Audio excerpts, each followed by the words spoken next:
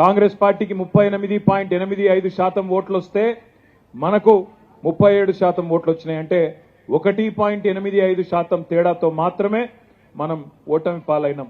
ప్రజలు మనకు 2 టర్మ్ల అవకాశం ఇచ్చినారు. 2 టర్మ్ల అవకాశం ఇచ్చి మీరు పని చేయండి అని ఆశీర్వదించినారు. వాళ్ళు ఇచ్చిన ఆశీర్వాదం మేరకు పనిచేసినాం. ఈసారి సరే కారణం ఏమైనప్పటికీ మీరు ప్రతిపక్షంగా ఉండండి అని చెప్పినారు. ఒక రకంగా మంచిదే ఇది. ఎందుకంటే చాలాసార్లు మనకు ఎవరైనా ప్రభుత్వంలో ఉన్నప్పుడు వారి విలువ కొన్నిసార్లు తెలియదు. ఎందుకంటే చీకటి ఉంటేనే వెలుగు విలువ తెలుస్తుంది. ఇప్పుడు కాంగ్రెస్ గవర్నమెంట్ వస్తేనే వీళ్ళు చేసే వెధవ పనులు ఎట్లాగూ చేస్తారు, మనం వద్దన్నా చేస్తారు వాళ్ళు. అవి చూసినాక మళ్ళొక్కసారి ఇవాళ గ్రామాల్లో అనుకుంటున్నారు ఆల్రెడీ, అయ్యో కేసీఆర్ ప్రభుత్వం లేదా, అయ్యో కేసీఆర్ గారు లేరా అనే బాధ ఇవాళ గ్రామాల్లో కనబడుతున్నది. అందుకే నేను అంటా ఉన్నా, చీకటిని చూస్తేనే వెలుగు విలువ తెలుస్తుంది.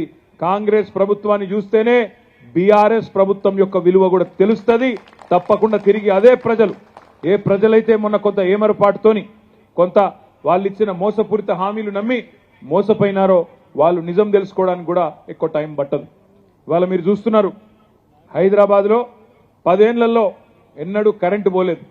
మరి ఈరోజు చిన్న పిల్లల బర్త్డే పార్టీల్లో కూడా ఒక అర్ధగంట కరెంటు పోగానే పిల్లలే అంటున్నారు కాంగ్రెస్ కాంగ్రెస్ అంటున్నారు. కరెంటు పోగానే కాంగ్రెస్ కాంగ్రెస్ అని మాట్లాడుతున్నారు. నాకంటే బాగా మీకే తెలుసు. పోతుందా కరెంటు?